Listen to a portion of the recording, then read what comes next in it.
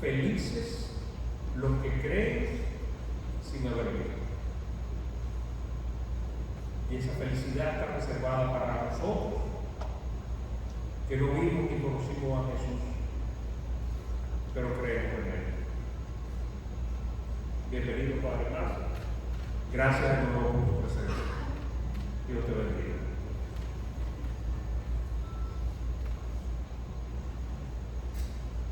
Muchas gracias, Hugo, y todos ustedes por su presencia, por su interés, que nos anima a todos a seguir investigando estos aspectos de Jesús. El otro día veíamos la importancia de investigar sobre Jesús de Nazaret, fundamento de nuestra fe, la roca en la que se apoya nuestra fe. Y veíamos también caminos correctos, caminos equivocados para estudiar. Un camino correcto es reconocer que Jesús pertenece a la historia, que Jesús es un personaje como Julio César, Napoleón, Caifás, un personaje de la historia.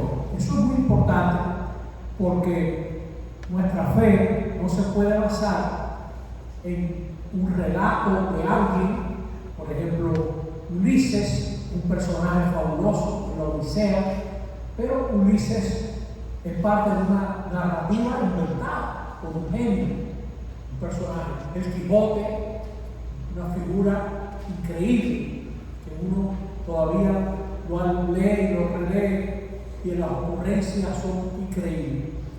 Más bien, esta noche lo que queremos mostrar es qué evidencias tenemos sin violentar los textos, sin traer el agua a nuestro molino. Yo obviamente soy presbítero, jesuita, cristiano, creyente.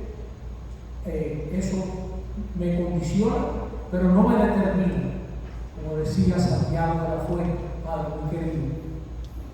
Y espero ser objetivo para que se pueda, y después habrá unas preguntas. Yo quiero comenzar por algo que me pasó a mí, una experiencia de vida que me coloca en una historia. Durante los años 30 del siglo pasado, los alemanes vivieron el surgir de una figura política fascinante, que fue Adolfo Hitler. Muchos alemanes se reconocían en este hombre que criticaba el Tratado de Versalles y tanta culpa que se le cargó a Alemania después de la Primera Guerra Mundial. Este orador fabuloso que fue Adolfo Hitler, que sabía presentarse con simpatía, amigo de niños, admirador de perros, que recibía flores de niñas a medida que cruzaba ciertas poblaciones. Y este joven jesuita, Adolf Hitler, simpatizaba con Hitler, porque decía que Hitler haría Alemania grande otra vez. Y él se sentía muy atraído por esa figura. Durante la Segunda Guerra Mundial,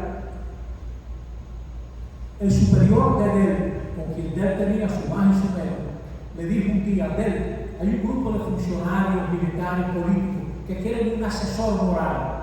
¿Tú estarías dispuesto? Y Dell empezó a asistir al grupo. Y muy pronto el grupo se planteó esta pregunta: Alemania va al desastre. ¿Qué vamos a hacer después de la guerra? ¿Cómo será Alemania después de la guerra? Pensar que Alemania iba a perder la guerra era un delito en ese momento. Y más tarde el grupo dijo: Alemania está en el desastre y la única manera es acabar con Hitler. ¿Es lícito matar a Hitler? Se preguntaron, se hicieron esa pregunta. De ese grupo nació la Operación Valkyrie. Uno de los representantes de ese grupo era von Stauffenberg, católico, veterano de guerra, manco, tenía 3 deditos con los que pudo armar una de las bombas. Y él asistió a esa reunión. Y cuando falló la bomba, creo que fue en el verano del 44, en julio del 44, empezaron a buscar los nazis a todo el que se había reunido en ese grupo. Y por supuesto, uno de los primeros que atraparon fue Dell. y lo torturaron muchísimo, pensando que sabía más de lo que sabía el pobre hombre. Y la compañía de Jesús, sabiendo que lo iban a ahorcar, le concedió los últimos votos en la compañía para que él se comprometiera. Hasta aquí una historia. Ahora viene otra. Siendo yo muchacho, joven, seminarista en Bélgica, me di cuenta de la importancia del alemán y empecé a estudiar alemán por mi cuenta. Halbstunde Technisch, todos los días ahí yo, afincado de alemán. Pensé que iba a aprender alemán en 6 semanas con una beca en Múnich y para allá arranqué en un tren y no aprendí nada. En 3 semanas no aprendí mucho. Sí. Pero el superior de esa casa, admirando que éramos jesuitas de 12, 13 países, pidió que cada uno hiciera un número y yo toqué bongó en una silla para gran sorpresa de los alemanes. Y hice mi música y él me pidió muy formalmente, hermano, yo quiero que usted por favor vuelva a interpretar esta noche esa pieza que usted tocó para el resto de la comunidad que no la ha oído. Y yo quedé muy agradecido de ese rector Fontatenbach que me pedía eso. 52 años más tarde, leo que cuando él pronunció sus votos, lo hizo con las manos esposadas, sacando las manos a través de la reja y leyendo su compromiso con la compañía de Jesús, llorando, sollozando, porque sabía que horas más tarde estaba muy emocionado, me iban a ahorcar. Aunque mantuvo su sentido de humor hasta el final, él le dijo al capellán de la cárcel: pronto yo sabré muchas cosas que tú no sabes. Sí. Y fue otro jesuita que recibió su voto.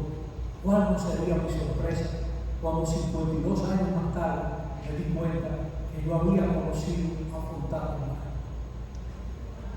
A mucha gente le sorprende que ha conocido a Jesús como un personaje de la historia, alguien que se cruza contigo en una calle, alguien que se cruza contigo sin tú saber hasta dónde llega ese hombre, de quien unos soldados que mandaron a prenderlo dijeron: nadie ha hablado como este hombre, nadie nos ha hablado como este hombre.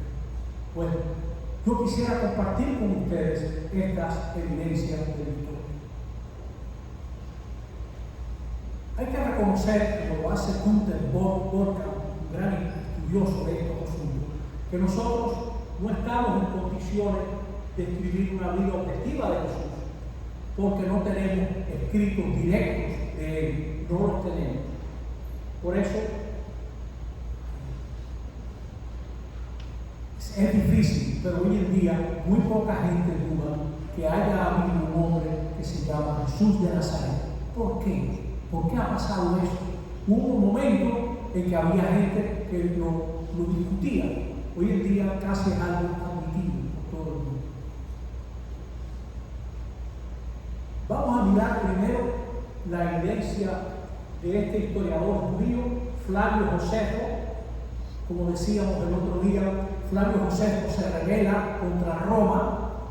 Él participa de la rebelión que empezó en el año 66 y terminó en el 70 con la destrucción de Jerusalén, y se salva la vida porque él le dice al militar romano que lo metió preso, él le dice: no me mates, que tú vas a ser emperador.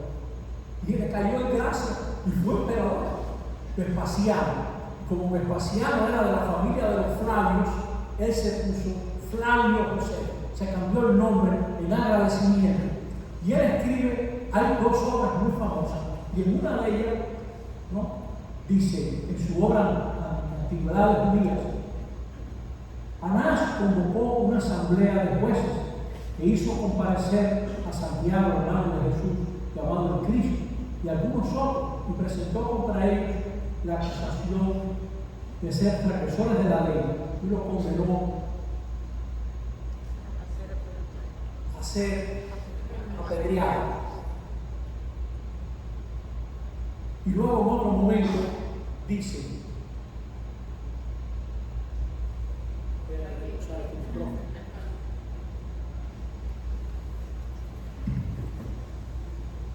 cuando al ser denunciado por nuestros notables, Pilato lo condenó a la cruz, los que le habían dado su afecto al principio no dejaron de amar, proclamando que se les había aparecido al tercer día, viviendo de nuevo tal como habían declarado los divinos profetas, así como otras 1000 maravillas a propósito de él.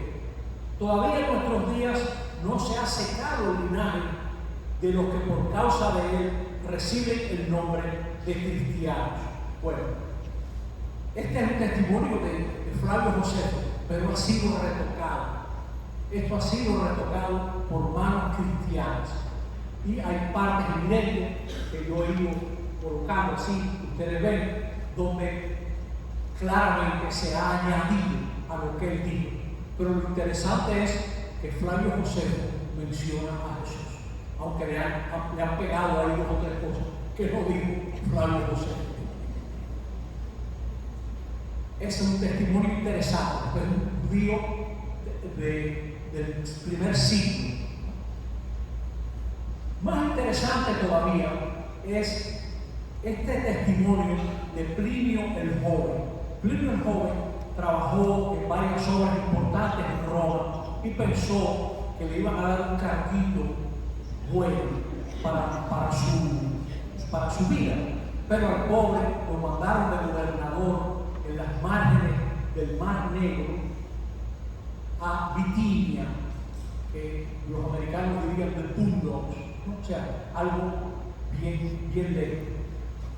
Él es famoso por un tío de él, que si a usted le gusta esta época romana, Plinio el Viejo, que era un gran historiador de la naturaleza, de fenómenos históricos. Bueno, este hombre, tratando de rescatar a unos amigos en la erupción del Vesubio, murió.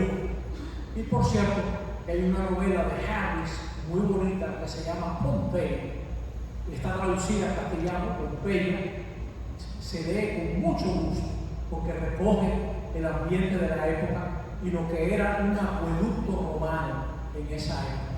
El autor es Harris, con H. Si usted pone Pompeya, le sale el pueblo. Pues él escribe al emperador Trajano. Plinio tiene contacto con estos grupos. Plinio está escribiendo en los primeros años del siglo II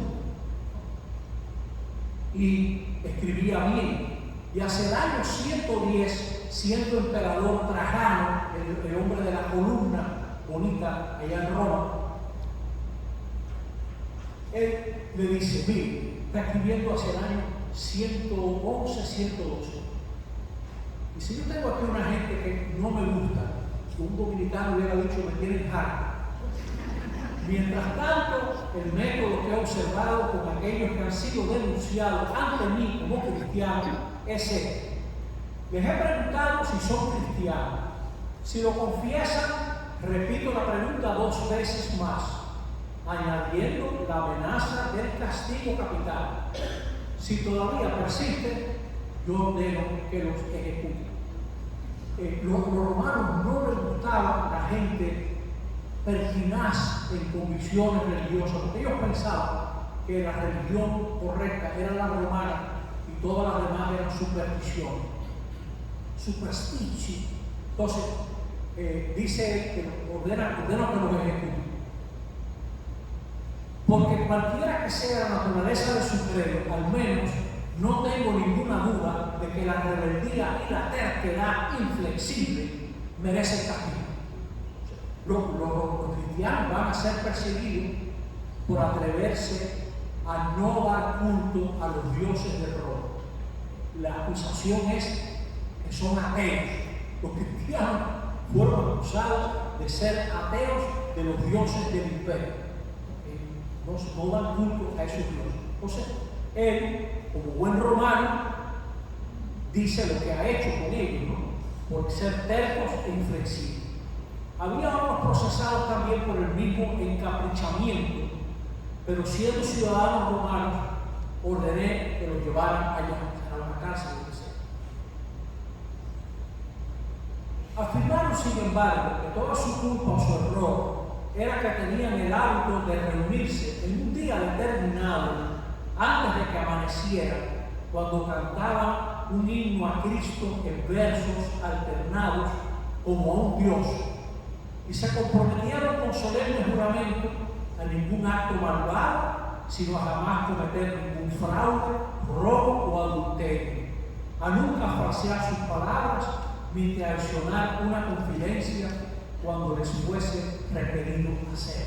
Interesante que él capta este peso de compromiso de los cristianos, todo este compromiso que ellos llevan, y eso es lo que reconocen que les ha pasado. Después de lo cual era su costumbre separarse y luego juntarse de nuevo para comer el ágape, pero comida de tipo ordinario e inocente.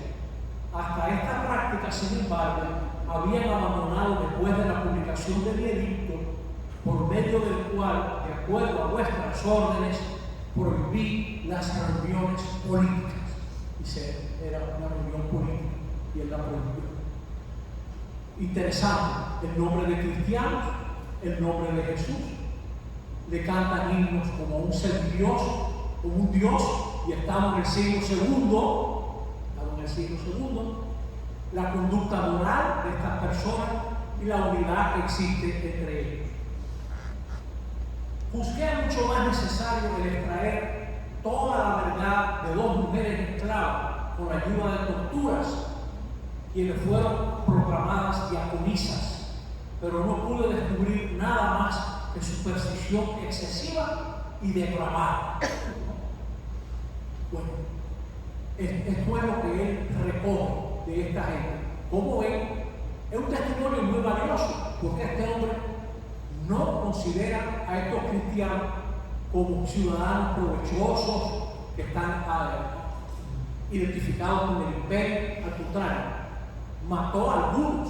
En lo que se averiguaba el caso, él mandó a matar a algunos. En lo que Trajano le responde, no sabemos qué le respondió Trajano, pero esta carta se conserva. Hasta ahí, Plinio. Hemos visto Flavio Josefo, Plinio el joven, y ahora vemos a Tácito. Tácito tiene unos estudios sobre Roma, sobre la historia de Roma, y probablemente escribe un poquito después, 116, 117. Son obras muy famosas porque en todas las escuelas donde se daba latín se leía de Vero Gálico, de César, pero se leía también a Tácito, y también se leía un hombre que no he considerado, que si me da tiempo voy a hablar de él, que era Suetonio, que escribió las vidas de los Césares. Bueno, Tácito es famoso por esto, ¿verdad? Tácito es el que relata que probablemente en Roma corrió el rumor de que Nerón empezó el incendio de Roma. Parece que él quería inspirarse para hacer una oda al incendio de Troya y se le fue la mano, se le fue el incendio, ¿no? Y entonces él ayudó a los damnificados. Y luego corrió el rumor que era culpable. Y se decía que había cantado una oda al incendio de Troya. Nerón se constituyó una gigantesca mansión, eso sí es verdad. En toda la zona que se quemó, usted puede ver ahora todavía en Roma la Domus Aurea del amigo Nerón en esos terrenos que el incendio desandó, ¿no? Bueno, entonces, cuando Tácito narra su segmento sobre Nerón, dice lo siguiente: para cortar de raíz este rumor de que había sido él que incendió Roma, pretextó unos culpables, personas odiadas por sus delitos y a quienes el pueblo llamaba cristianos, y los entregó a los más refinados castigos. Cristo, el fundador de esta secta, de quien habían tomado el nombre, había sido ajusticiado por el procurador Poncio Pilato en el reinado de Tiberio. Está interesante, ¿verdad? O sea, este Tácito que desprecia a los cristianos, porque dice, esta gente que no sirve para nada, los declaró culpables, porque sabía que la gente se le iba a pegar eso, ¿no? Y menciona el nombre de Cristiano, menciona el fundador del grupo y lo coloca en la historia. Tiberio bajo Poncio Pilato. Hay una relación muy directa, como veremos después, entre Tiberio y Pilato, a través de un amigo de Pilato que se llamaba Sejanus, que ya verán qué pajarito era ese. Dice, aquella nociva superstición, el cristianismo, reprimida de momento, se extendía de nuevo, no solo por Judea, lugar de origen de aquel mal, sino incluso por Roma, en donde confluyen y encuentran aceptación todas las atrocidades y vergüenzas del mundo. O sea que este testimonio no puede ser más valioso por el sentido de que este hombre no tiene ningún cariño por los cristianos y está hablando de cómo ese grupo se ha extendido por Roma y está creciendo, etc. O sea que no es una persona favorable, no es un compañerito de su facción, de su partido, no es un compañerito, es un enemigo, diría. Y este es el testimonio de este. Por consiguiente, se arrestaron primero a todos aquellos que se declararon culpables. Entonces, con la información que dieron, una inmensa multitud fue presa, no tanto por el crimen de haber incendiado la ciudad, como por su odio contra la humanidad. Todo tipo de mofas se unieron a sus ejecuciones. Cubiertos con pellejos de bestias, fueron despedazados por perros y perecieron, o fueron crucificados o condenados a la hoguera y quemados para servir de iluminación nocturna cuando el día hubiera acabado. Tal era la crueldad de esta gente. Aquel relata esto como si no estuviera diciendo algo.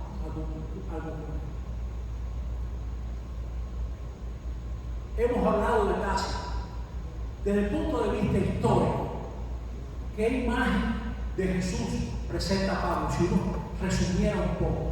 Es interesante que Pablo, que sepamos, no menciona milagros de Jesús, no habla del ministerio de Jesús en Galilea, no habla de la enseñanza del reino, que Jesús comunicó a sus oyentes por medio de parábolas, no menciona eso. Bueno, Juan, el evangelista, no habla del reino, sino de vida.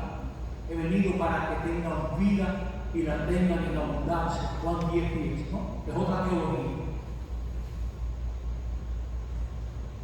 Dice, Pablo afirmó que Jesús fue un judío del estirpe de David, vivió en Palestina, tuvo hermanos, entre los que se distingue Santiago, reunió un grupo de discípulos conocidos como los 12, entre ellos Pedro, a quien conoce por el nombre honorífico de Cefas, la piedra, y Juan. La víspera de su muerte celebró con los discípulos lo que se llama ahora la Cena del Señor. Todos esos datos da Pablo como quien no quiere la cosa sobre Jesús. Jesús fue entregado a muerte por iniciativa de los judíos y más en concreto de sus dirigentes, pero con la intervención decisiva de la autoridad romana, ya que Jesús fue crucificado. Este es realmente el contenido esencial del anuncio de Pablo. Cristo, el Mesías crucificado, que murió, fue sepultado, ha sido resucitado por Dios y se apareció a diversos calificados testigos. Esto es como en una capsulita la historia que Pablo nos comunica a través de sus cartas. Es decir, todo el tiempo Pablo está hablando de algo histórico, de algo que está arraigado en la historia. Una partecita, esto volverá a salir. Hay evangelios apócrifos que tienen muchos datos, probablemente responden a ambientes cristianos, pero buscan complacer la curiosidad popular sobre Jesús, armando una imagen compuesta con fragmentos de los evangelios canónicos y unidos a leyendas y cuentos llenos de portentos. Por ejemplo, en algunos evangelios apócrifos, cuando José y María van hacia Egipto, las palmeras se inclinan para que María pueda coger dátiles, etc. Está bonito. O Jesús le vuela, hace pajaritos de barro que vuelan y le hace crecer las orejas de burro a un amiguito que lo molestaba mucho, y así, una especie de bullying, ¿no?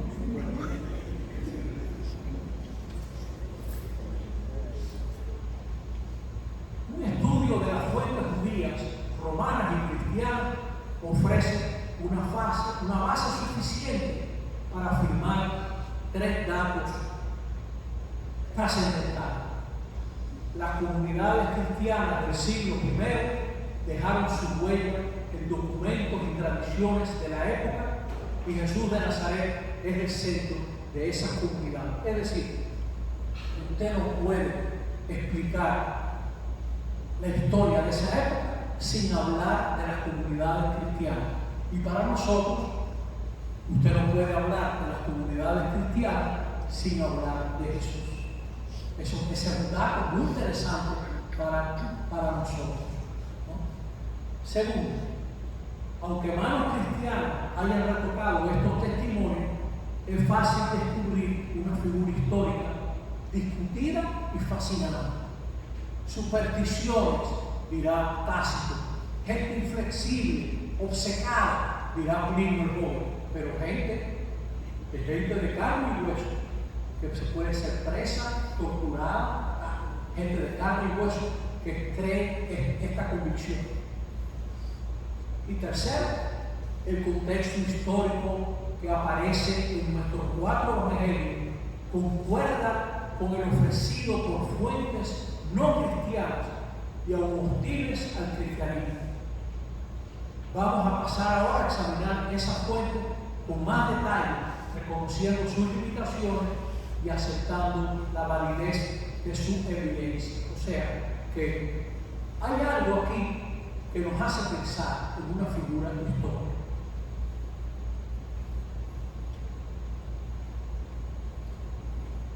Hay gente que dice que los evangelios son obras de ficción. Antes de que terminen estas 6 charlas, antes de diciembre, nosotros hablaremos un poco del valor histórico de los evangelios. Pero por ahora vamos a decir así: hay gente que dice que son obras de ficción, que fueron escritos después de la resurrección, tal vez más de 40 años como mínimo. Ahí hay mucha verdad en eso que están diciendo. Aunque los dichos y los hechos de Jesús se coleccionaron muy pronto. Probablemente los evangelios son hacia el año 70, cuando Jerusalén es destruida. Pero la base de los evangelios es anterior. Los relatos de hechos y dichos sobre Jesús presentaron a un Jesús humano que llora, padece, ignora, se angustia, teme, se frustra ante la incomprensión y cerrazón de sus propios discípulos, no logra despertar la fe en algunas localidades. Fíjense cada una de esas frases. Están hablando de un ser humano que se frustra, que ignora, que no ha tocado, que no recorrerán los pueblos de la Galilea antes de que llegue el Mesías. Dice cosas que no tienen base. Después se llena de frustración al ver que los discípulos no creen o no razonan bien. ¿Hasta cuándo voy a estar con ustedes?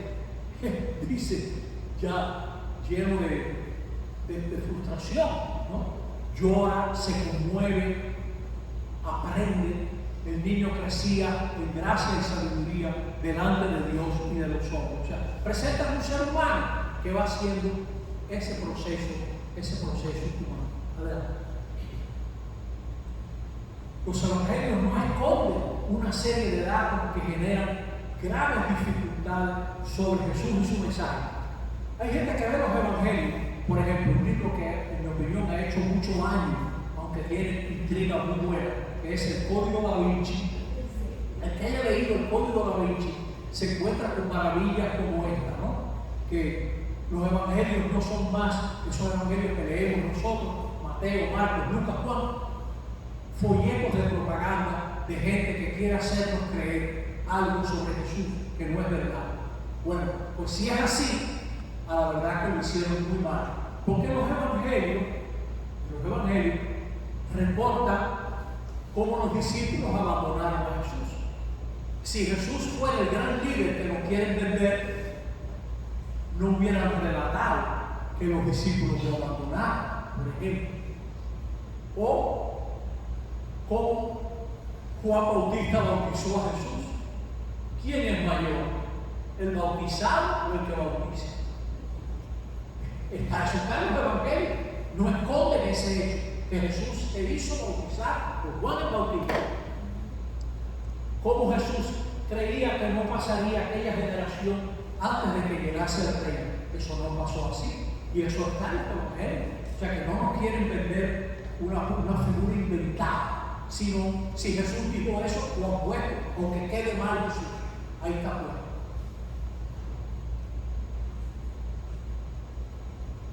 Y así pudiéramos decir otras cosas.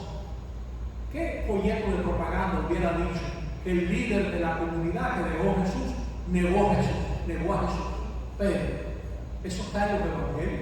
Las 3 negaciones de Pedro, por ejemplo, o traicionado por uno de sus discípulos, Judas Iscariote. Bueno, si los evangelios son obras de ficción,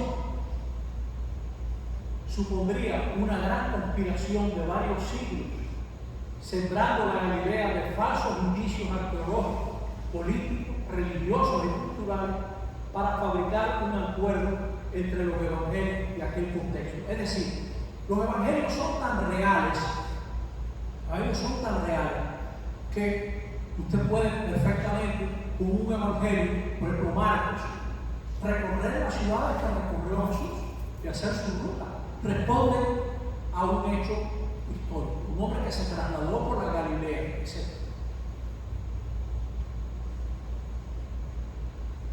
Hay una gran concordancia de los evangelios con las figuras y los hechos históricos de la época.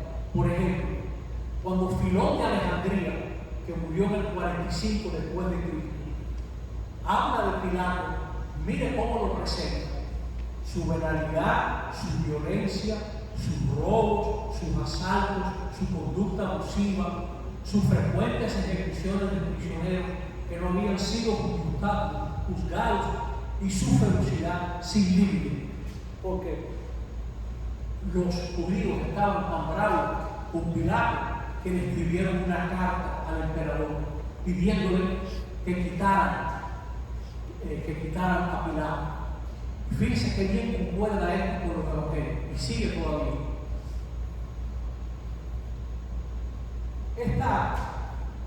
Esta alegación que escribió Filón, yo creo que se la escribía a Calígula. Imagínese usted, Calígula que nombró senador a uno de sus caballos y aspiraba a poner una estatua suya como Júpiter en el templo de Jerusalén. Calígula fue asesinado en el 41. O sea que todo esto que se narra del milagro corresponde a un hecho correcto. Y ya que estamos en esto, hay gente que ha hecho su tour por Italia y yo nunca pude ir porque no tenía los recursos, pero de lejos. Desde Nápoles se ve Capri. El Calígula mandó a hacer un puente de naves y por ahí se paseaba con 4 caballos blancos vestidos de Alejandro Magno y un compañero en una cuadrilla de caballos corría de la costa a Capri y de Capri de vuelta, ¿no? Como gran Alejandro Magno. A este hombre fue que le dirige esa protesta. Pilato, de quien estamos hablando, debía su nombramiento a Lucius Aelius Sejanus, un hombre que murió en el 31, que era el jefe de la guardia que cuidaba a Tiberio. Pero Tiberio, como dicen aquí, le fue dando terequito a este hombre y acabó matando a Sejanus, porque tenía miedo, porque Sejanus era un hombre sin escrúpulos. Se había querido casar con la viuda Livia, la viuda de Lucius César, el hijo envenenado de Tiberio, y Tiberio le negó eso, no lo quería de pariente. Más tarde, como esta mujer, Vipsania Agripina, la madre de Lucius, le hacía sombra, él logró que Tiberio la exiliase. Luego le fue nombrado cónsul, pero una cuñada de Tiberio le avisó varias veces que Sejanus no andaba en buenos pasos. Y Sejanus había matado tanta gente que cuando lo mataron a él, arrastraron el cadáver por Roma, con gran alegría de mucha gente. Ese fue el hombre que nombró a Pilato, a Poncio Pilato. Sí, era del orden ecuestre, que tú pagabas un dinero y eso te daba derecho a concursar de gobernador de una provincia, porque por ti pasaban los impuestos. O sea, a través de tus manos. Todo el mundo quería ese carquito. Adelante.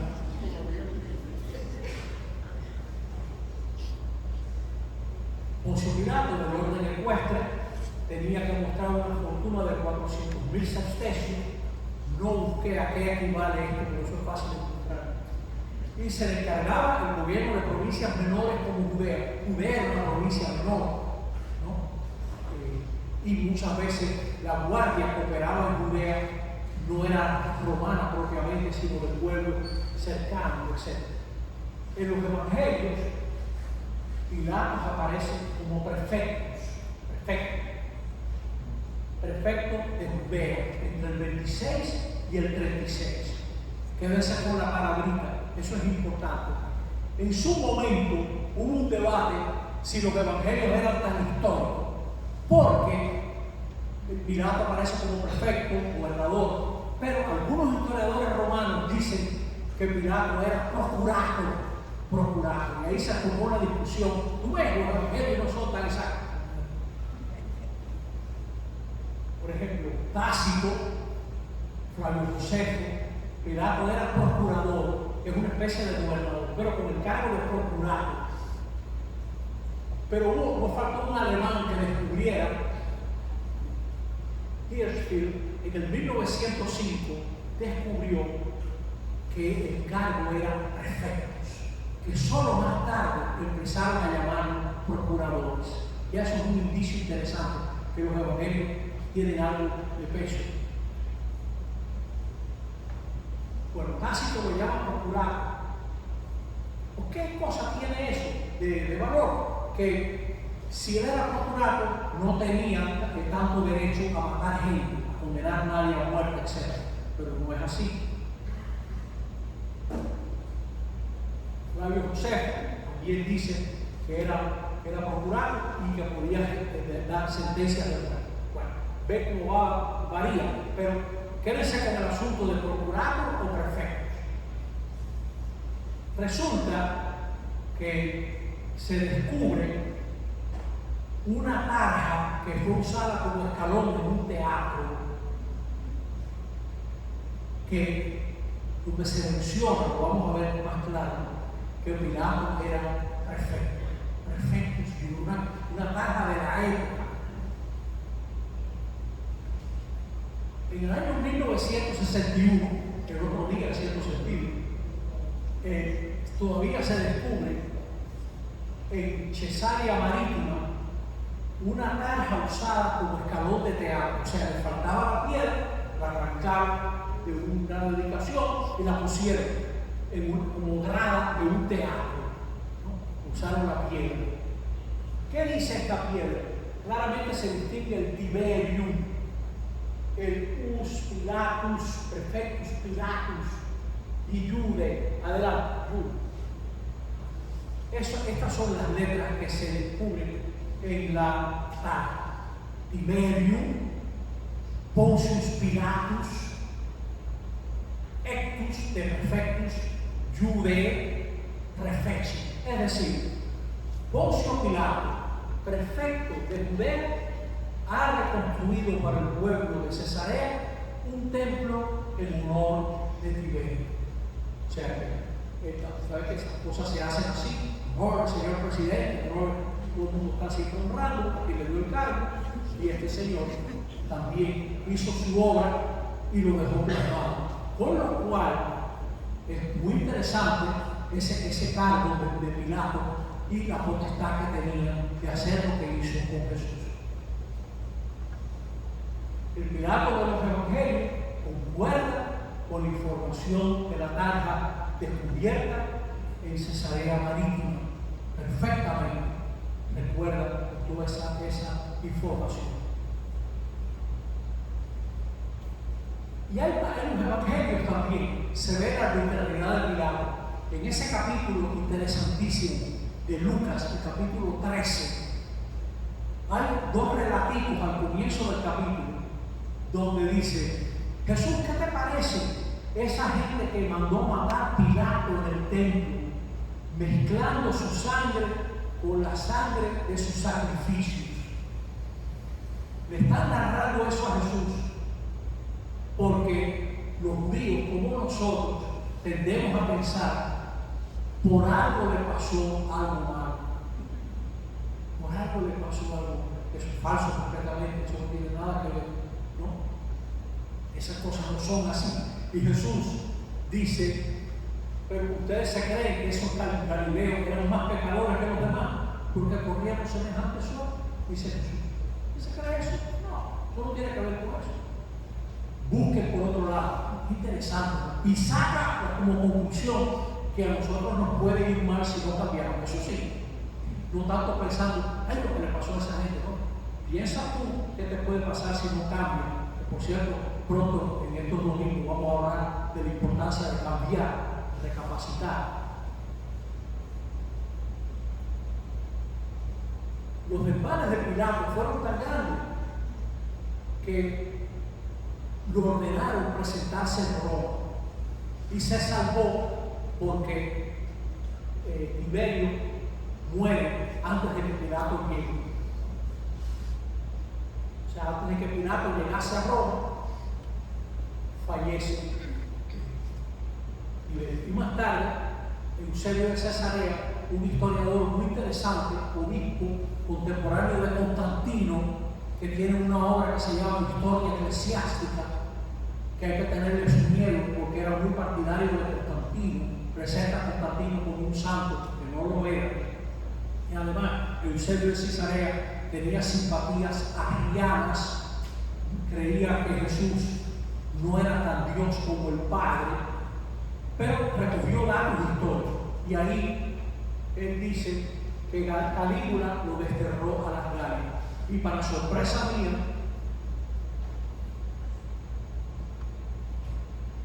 las iglesias coptas y etiópicas lo tienen por santo, porque dice que se convirtió después. Pero allá ellos, no me meto en eso. Pero bueno, hay que dar todos los datos. Adelante. Partes del Nuevo Testamento han sido preservadas en más manuscritos que cualquier otra obra de la antigüedad. O sea que no hay ninguna obra de la antigüedad de la cual haya más manuscritos que el Nuevo Testamento, por ejemplo. O sea, que si fue un invento, a la verdad que lo inventaron bien. Se fue un invento. Fíjense que es algo tan grande que hay hasta familias de manuscritos y códigos más importantes que otros, porque se sabe que depende como de un texto. Por ejemplo, el Sinaíticos, ¿no? Así, Vaticanos, etc. Comparando los manuscritos del Nuevo Testamento en el siglo II y el XV, hay más de 400.000 variables en los textos. Eso demuestra que no hay una ambición de transmitirte el mismo cuento, que se transmitió por lados distintos y que no hay pretensión de hacerte creer que es algo unitario para que tú lo abraces. Esa no es la opinión. Para que ustedes se den una idea de la guerra de las Galias, que nadie duda que describió Julio César, y es un texto muy interesante también, Se conservan 10 manuscritos. Eso es lo que hay. Y así, el Código Sinaítico del siglo IV contiene la totalidad del Nuevo Testamento y concuerda básicamente con otros códigos de otros ejemplos. Esto que hemos presentado hoy, brevemente, es para que ustedes vean que cuando hablamos de Jesús, puede ser que usted diga, yo creo que era un hombre corriente. También, eso es lo que usted cree, yo lo respeto. Yo creo que se equivocó. Yo creo, pero lo que yo quiero transmitir hoy es que era un ser humano. Era un ser corriente que vivió en una época determinada, que tuvo discípulos, que tuvo un mensaje y que responde a un contexto. Miren, en la próxima vez que nosotros nos reunamos, vamos a ver el contexto judío de Jesús, donde va a ganar mucho la originalidad de Jesús. Porque Jesús no fue celote, no fue saduceo, no perteneció a la casta sacerdotal, no fue esenio, no fue saduceo. Fue Jesús de Nazaret. Pero vamos a estudiar ese marco para que usted vea. Y más tarde vamos a ver cómo era la Roma que enfrentó Jesús, el imperio romano que enfrentó Jesús, tal vez el imperio más fuerte que ha existido en la historia de la humanidad, los imperios que han durado más en la historia de la humanidad. Lo vamos a ver. Yo quiero ir concluyendo antes de dar la palabra a ustedes, que hagan sus preguntas, tenemos tiempo. Miren, hemos hablado de todos estos historiadores y así pudiéramos seguir. Esta noche les dejo como tarea buscar en Google a Suetonius, Suetonius, Suetonius.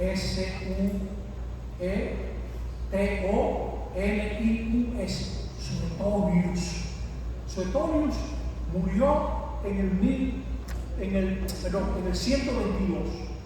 Habrá muerto Suetonius en el 122. Y antes de morir escribió una historia de los Césares.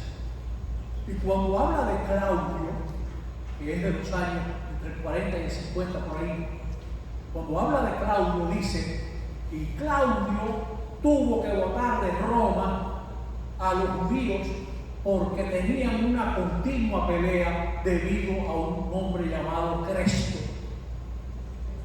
No dice Cristo, dice Cresto. Es interesante, ¿verdad? Claudio tuvo que botar a toda esta gente de Roma porque no pagaban de pelear entre ellos. Claro, Jesús es judío, los cristianos vienen del judaísmo y hay judíos que no aceptan a Jesús. Así lo explico yo que soy cristiano. Hay gente que dice, no se le puede dar mucho crédito porque sabe Dios lo que quiere decir. A lo mejor Suetonio se cree que Cristo estaba en Roma, Cristo estaba en Roma moviendo a la gente a rebelarse. Hay otra gente que dice, claramente está hablando de los cristianos, porque ningún cristiano pondría Cristo, eso lo puso él, porque eso es lo que él oyó, y eso fue lo que, como el otro día me llegó un paquete a mi casa y el hombre que lo trajo, aunque el paquete decía Padre Massa, él dijo, estoy buscando al Padre Almanza. ¿Está bien?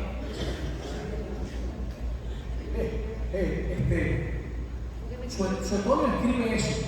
Eso es interesante. Ahora, más interesante todavía, si después de esta noche con su Biblia, usted busca los Hechos de los Apóstoles y empieza a leer el capítulo 18, no lo voy a... Bueno, tengo que matar el gallo profundo porque hay gente que no lo va a servir. En ese capítulo 18 empieza porque Pablo se encuentra con dos cristianos que acaba de votar Claudio de Roma. En ese momento se encuentra con esas personas y habla con ellos y parece que eran, creo que tejedores de piernas también ellos, y entonces intima con ellos y hablan, etc.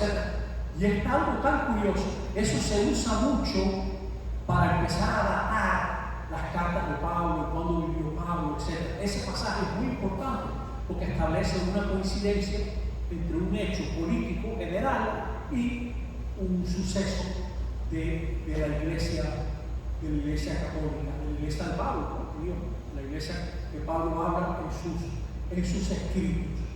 Entonces, este personaje del cual nosotros hemos hablado nos va a seguir fascinando cuando lo veamos en su contexto.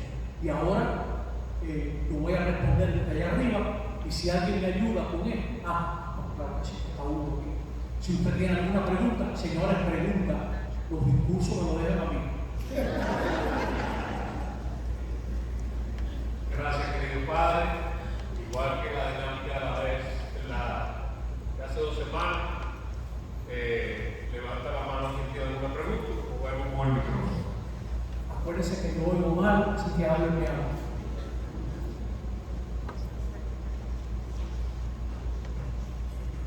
Buenas noches. Bueno, sin duda, la figura de Jesús es tan impactante que divide la historia en antes de Cristo y después de Cristo. Pero ¿quién o quiénes y en qué momento se institucionaliza el año cero? ¿Cómo se fija eso en la historia?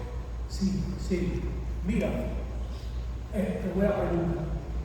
El año cero probablemente lo mal estableció un monje que se llamaba Dionisio el Exiguo, un hombre muy curioso, muy estudioso, muy serio, que le encargaron, creo que es un hombre como del siglo VI, fijar el cero, cuándo fue que nace Jesús, y él lo fija ahí. Para eso tiene que valerse de cómo los griegos contaban el tiempo, y tiene que valerse de cómo los romanos contaban el tiempo. Los griegos contaban el tiempo por las Olimpiadas, los eventos de las Olimpiadas, que existían como cada 4 años, así más o menos, también en aquella época. Y es muy difícil ajustar el calendario de los griegos con el calendario de los romanos, porque los romanos contaban el tiempo de lo que ellos llamaban ab urbe condita, desde la fundación de Roma. Ellos iban llevando una secuencia desde el tiempo de la fundación de Roma. Y Dionisio el Exiguo trató de unir esos 2 calendarios, ¿no? Y ahí, según lo que él veía de la Olimpiadas, cómo coincide, y según lo que él veía de la ab urbe condita, desde cuando fue fundada Roma, fijó el cero. Y hoy en día sabemos que probablemente él lo fijó mal, porque esto del cero, yo creo que hay que esperar bastante tiempo para que se fije así, ¿no? Ese cero que nosotros usamos hoy en día. Y sabemos que este hombre se equivoca por lo siguiente: hay mucha evidencia de que Jesús muere siendo rey Herodes el Grande, y hay mucha evidencia de que Herodes el Grande muere 4 años antes de nuestro cero. O sea que tendrías este disparate que suena que Jesús nació antes de Cristo. Sí, pero tiene sentido si usted se pone a pensar, porque este hombre mucho hizo fijando todo esto. ¿Cómo lo puede hacer? Bueno, hay secuencias de emperadores, de figuras, etc., que coinciden. Por ejemplo, una batalla coincide con tal Olimpiada, la conquista. Hoy en día sabemos que Pompeyo, por ejemplo, conquista el área de lo que es Judea, etc. Creo que fue 63 años antes de Cristo, etc. ¿Cómo sabemos eso? Todos los otros eventos de la época que son contemporáneos, y más o menos lo vamos situando. Pero no es que se fijara el cero en esa época, no, eso vino después, cuando la sociedad se hace cristiana. Observe lo siguiente: cuando Constantino muere en los 330 y pico, 1 de cada 10 ciudadanos es cristiano. El cristianismo es muy importante, pero diríamos, en el 380, el emperador Teodosio va a decir: yo quiero que todo el mundo sea cristiano. Así que Métanse en eso, que todo el mundo aquí en el imperio tiene que ser cristiano, tiene que tener la fe del Papa Damaso, es decir, tiene que ser cristiano niceno, según el concilio de Nicea del 325, que por cierto lo convocó Constantino, como todos los concilios de Oriente lo convocaron los emperadores, no los papas. Entonces, él dice eso.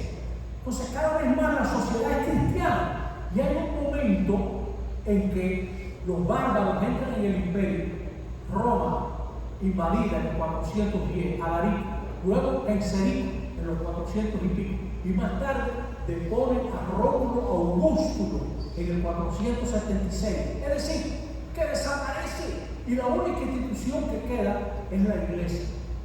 La iglesia va a ser importantísima durante la Edad Media, porque sobre todo en los inicios es la única institución estable que lleva el acervo de lo que fue Roma. ¿No se entiende? La única gente que conserva lo que fue Roma. Entonces, por eso es que ahí habrá habido algún papa o alguien que, así como le encargaron a San Jerónimo, que murió, estamos en el mes de San Jerónimo, el 30 creo que es San Jerónimo, le encargó a San Jerónimo, que murió en 420, traduzca la Biblia en latín. No habrá habido, seguro que habrá habido alguien que le haya dicho a ese hombre, calcule cuándo fue que nació Jesús. Yo no sé si respondí, pero más o menos eso es lo que le puedo decir, que es una fecha calculada comparando dos calendarios y probablemente está mal, probablemente está mal. Pero no es que la gente le diera importancia a Jesús, no la tenía, ni mucho menos en esa época. Sí la va a tener más tarde. Va a tener absoluta importancia, porque el catolicismo se va a integrar con lo que queda del imperio.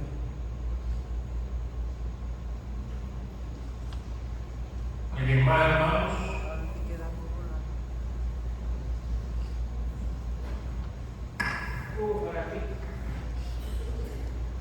Buenas noches. Algunos historiadores establecen que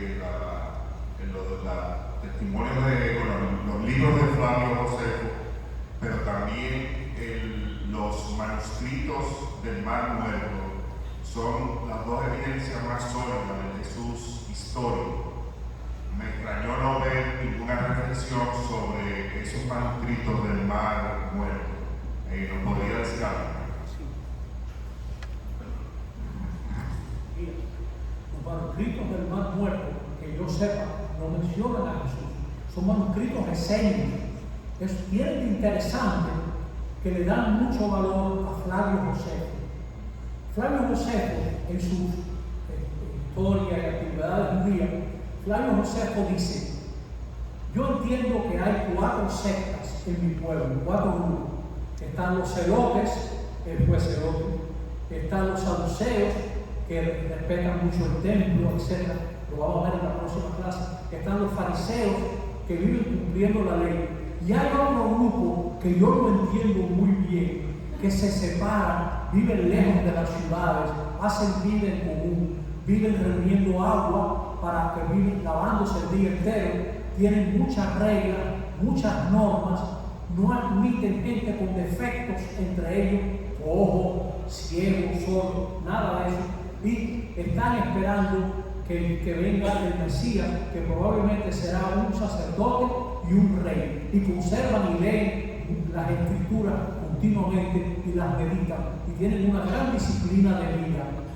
Bueno, durante siglos nadie supo de esa cuarta secta, pero en 1947, creo que fue, un científico, un profesor, que en un mes de que hacía frío en Palestina, está visitando una tienda de antigüedades y ve que el hombre que lo recibe está quemando como un rollo, y le dice: ¿usted qué está quemando ahí? Dice: esto es algo que un pariente me regala, que él ha encontrado varios en unas cuevas, y esto quema bien. El hombre empieza a revisar y se da cuenta que es un manuscrito que tiene 2000 años. y lo llevan a la cueva, y esa es la historia de los documentos del Mar Muerto. Y es así que se descubre la cuarta secta de la que hablaba José, de los esenios, que efectivamente, aunque ahí llueve nada más una o dos veces al año, tienen unas cisternas enormes y recogen todo el agua para hacer sus abluciones. Y son gente que jamás hubiera admitido, como admitió Jesús, andar tratando con cojos, o gente pobre, o gente sucia, o lo que sea. No hubieran entrado en nada de eso. O gente pecadora que no cumple la ley, o un publicano como fue Mateo, etc. No hubieran entrado en nada de eso.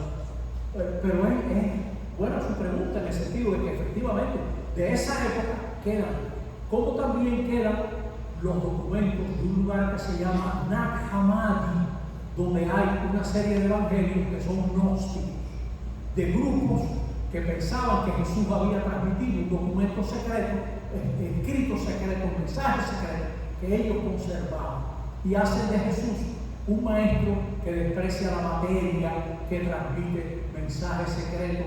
Por eso es tan importante ese pasajito del Evangelio: lo que les digo en secreto, grítenlo desde los tejados.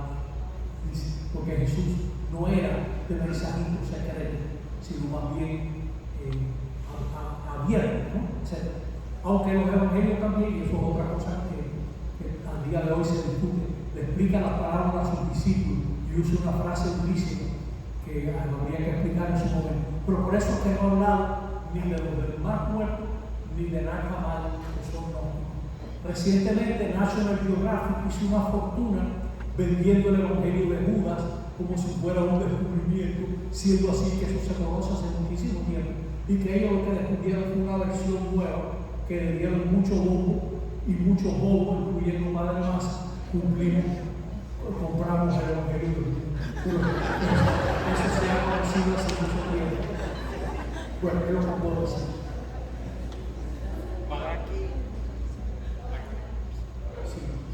Hola, buenas noches.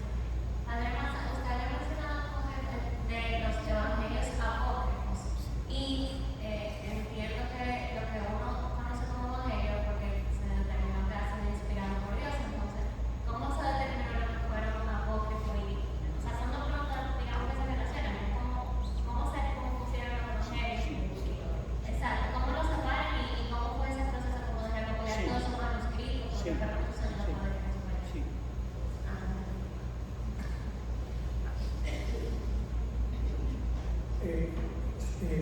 ¿Cómo se compusieron los evangelios? Va a haber más charlas sobre eso, pero yo tuve un profesor que cuando no quería responder algo decía: eso lo veremos más adelante. Y luego también decía: bueno, como hemos visto ya. Hay que decir algo. Mira, se conserva, eso es fácil, on verá sepultar, como una déjà vu, como una déjà visto. Bueno, entonces, claramente los evangelios se componen a partir de colecciones escritas de dichos y hechos de Jesús. Eso existe porque es imposible que haya tal concordancia, ¿no? Entonces, eso ya después cae en manos de autor o autores y se arma ese evangelio. Parte de cómo se ve que son inspirados, porque las comunidades lo tuvieron como inspirado. O sea, ellas mismas se reconocen en ese texto. Es una cosa muy curiosa. El evangelio reúne a la comunidad en ese escrito, pero la comunidad se reconoce en el evangelio. Aún hay un vaivén entre la palabra y la comunidad. Y es que hay un respeto, que la palabra responde a lo que ellos viven, y ellos viven lo que plantea la palabra. Muy interesante, están afinaditos, como el buen músico reconoce una nota.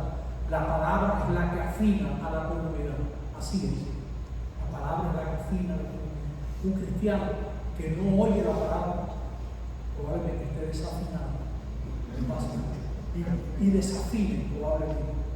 Ahora, así se compusieron, pues a partir de esa colección. Y hoy en día sabemos que Marcos el Marcos que tenemos es anterior al Mateo que tenemos y al Lucas que tenemos, porque Marcos está presente en Mateo y en Lucas. Y sabemos también que hay una fuente que está presente en Lucas y Mateo que no está en Marcos, pero es común a los dos. Y como fuente en alemán se dice Quelle, se le llama el documento TU, el famoso documento TU. Hasta ahí, ¿cómo se componen los evangelios? ¿Cómo ellos determinan? Por ejemplo, está el Evangelio de Tomás, que la verdad que de los evangelios apócrifos, si va a leer un Meta de Tomás, es interesante. Tomás probablemente tenga dichos que son de Jesús y que no recogieron nosotros, porque no es verdad que nosotros tenemos, como dice Juan, todo lo que Jesús dijo. Hay una carta de Pablo, donde Pablo dice de pronto, porque como dijo el Señor, hay más felicidad en dar que en recibir. Él es el único que dice eso no lo dice más nadie.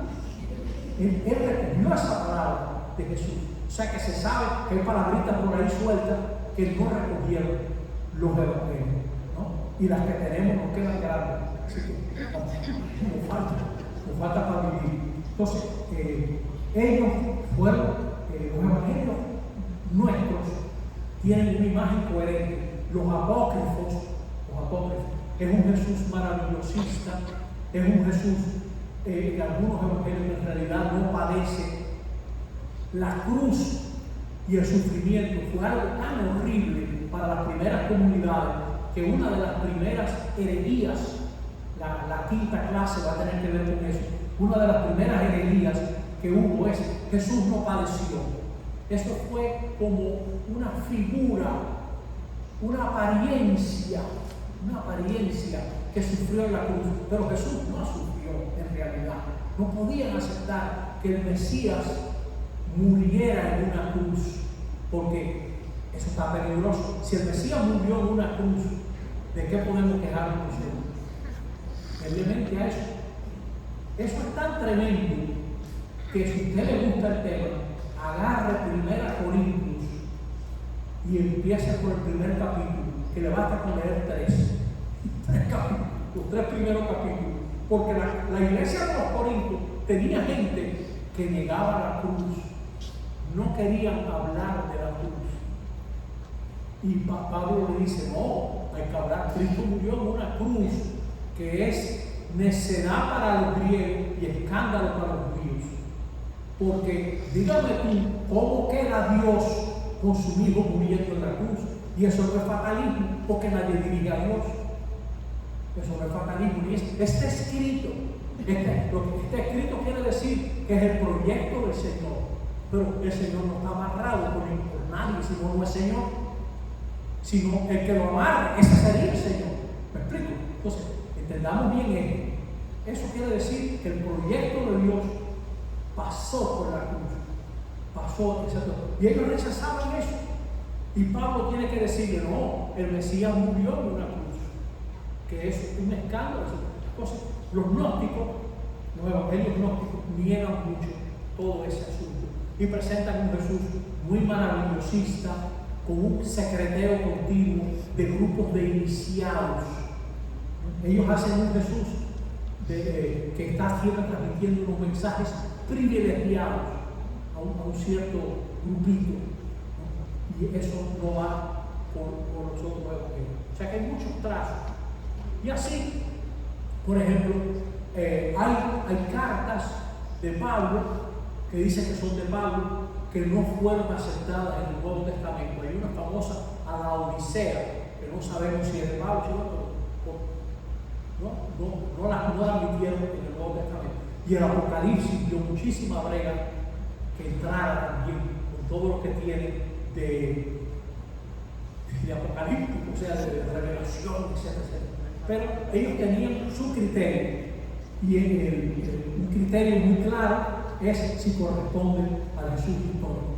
Porque, y es algo importante, la primera generación muy rápido se dio cuenta que había gente que predicaba cosas falsas que no correspondían a Jesús que ellos conocieron. Es como si ustedes le dijeran ahora, sí, yo recuerdo aquella charla del Padre Maza y cómo él con su mano se arreglaba la cabellera.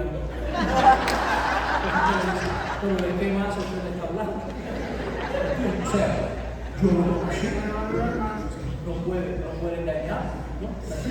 Esa gente conoció a Jesús. ¿Cómo van a decir que Jesús despreció al pobre o despreció al que tenía defectos físicos, etc.? O que Jesús andaba en un secretero continuo, o de que tuvo miedo de enfrentar lo que había que enfrentar.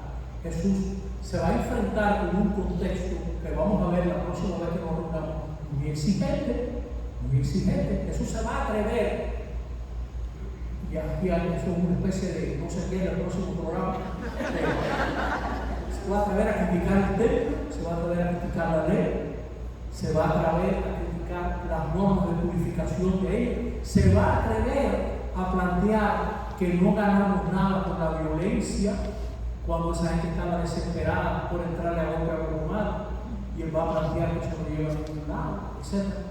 Y va a ser algo grande. Y se va a plantear contra la creencia de los esenios que la verdadera purificación viene del corazón y no de mucho bañito y de mucha agua. Tiene que ver de adentro para afuera que viene de nosotros. Entonces, gracias por su pregunta. Y así, si hay algo más, yo creo, me encanta las cosas que dicen, ay, qué pena que no duró más. Que digan, ah, ¿cuánto duró?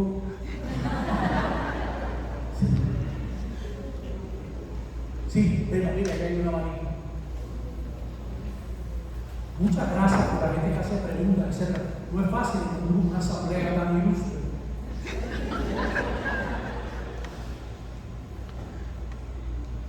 Me perdona que discurse. Pequeñas reflexiones. Bueno, Fabio Josefo, judío, me imagino que después se arrepintió de llevar el Flavio, porque fue Tito, hijo de Vespasiano, que es de hecho yo Jerusalén. Y como judío me imagino que fue una afrenta para él muy grande.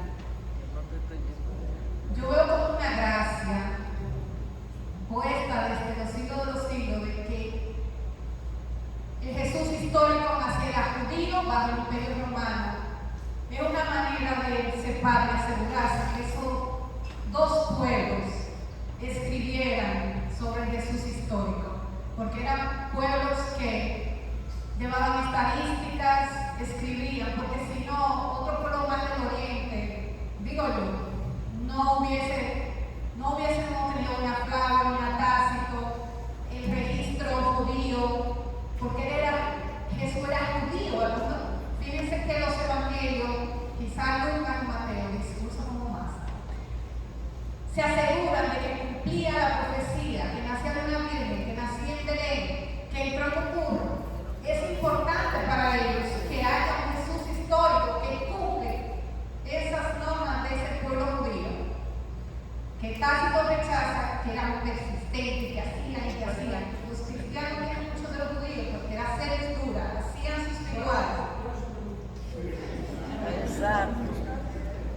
No, la reflexión es que Dios nos permite analizar sin que nos atrevamos a verlo histórico, que no sea solo, bueno, está la fe por gracia, pero que sí, que lo analicemos, que está ahí, que los elementos están ahí.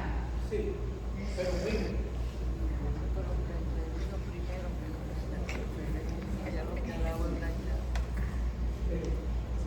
Muy bien, comentarios, etc.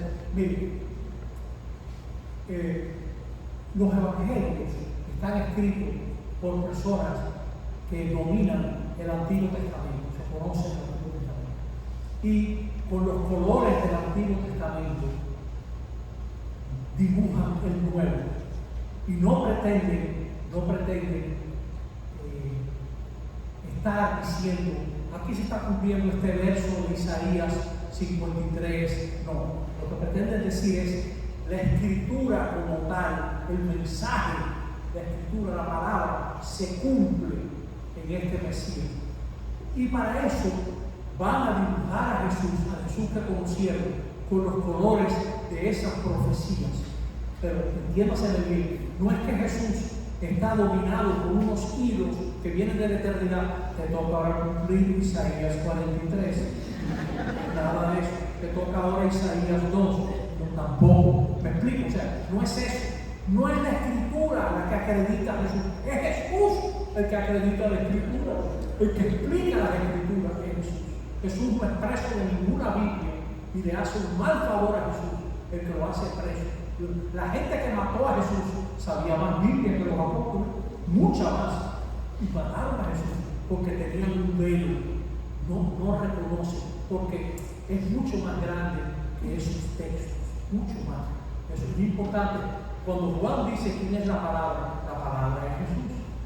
Él era la palabra. En él se realiza todo eso. Y en los evangelios hay muchas, para que se cumpliese la profecía, etc.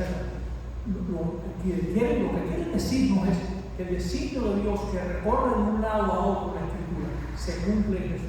Pero no nos quedemos en testigos. Ay, mira, aquí se ve claramente. No ponga su fe en eso, porque hay cosas que se podrá ver por qué es que lo dicen.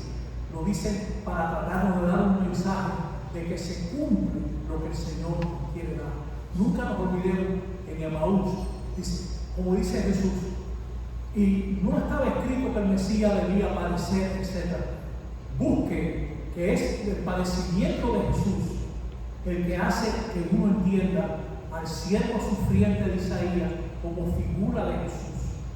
Es Jesús el que aclara a Isaías como siervo sufriente, porque en muchos pasajes el Mesías es una figura de victoria, una figura victoriosa, y no están esperando ese Mesías. Bueno, es lo que puedo decir. Señores, aquí no va más nada. Vayan bien. Muchas gracias.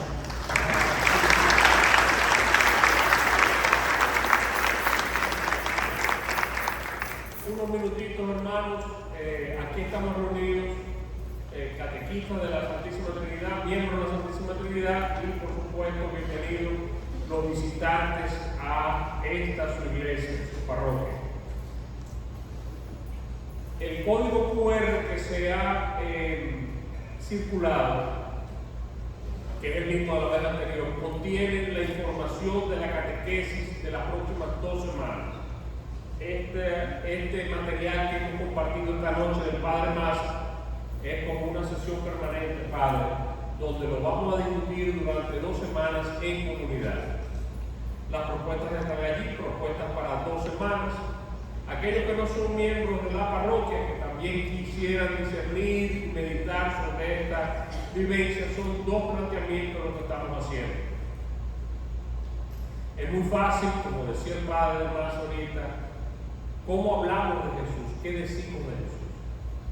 Y estamos planteando en las 2 semanas qué decimos de Jesús cuando estamos, como decimos los jesuitas, en consolación, y qué decimos de Jesús cuando estamos en desolación. Entonces, más que una redacción bibliográfica de qué definimos de la persona de Jesús y sus hechos, es qué dice nuestro corazón cuando quizás luego de mucha oración un familiar querido fallece, luego de mucho pedir un proyecto no se da. ¿Qué decir nosotros de Jesús en esa situación? Y planteamos 2 personajes que el propio Padre Maza sugiere, tomado de Lucas: el Magnificat de María, para reflexionar qué decimos de Jesús y el enviado en consolación, y el Cántico de Zacarías, mudo y quizás con una decisión contradictoria, nombrar a su hijo un nombre distinto al que debía nombrar. Y como sea, el Cántico de Zacarías es algo precioso de qué se dice del Mesías aún en desolación. Son 2 semanas que tenemos para eso. Muchísimo material hemos aprendido. pero sobre todo meditemos, reflexionemos qué decimos de Jesús en los distintos momentos que vivimos en nuestra cotidianidad y en nuestra vida. Nos vemos en 2 semanas, Natacha, 11 de octubre, miércoles 11 de octubre, Dios mediante, de nuevo aquí, con la presencia del Padre Maza, código QR para el material, y aquellos catequistas que no se han anotado, en la entrada, por favor, llenar su nombre, completar su nombre en la lista. Creo que el Padre Maza tiene un comentario. Un comentario: un día como hoy, el Papa Paulo III, que fundó la universidad aquí en este país, el que dijo que los indios eran seres racionales, también dijo: puede haber compañía de Jesús. Un día como hoy, en 1540, y como no estaba muy seguro, digo, bueno, que sean 60, para ver si lo suprimían. Pero más tarde, Julio III aprobó. Pero hoy es el día que nosotros recordamos eso. Y cuando nos reunamos otra vez, vamos a reunirnos el día que se inauguró el Vaticano II. ¡Tatán!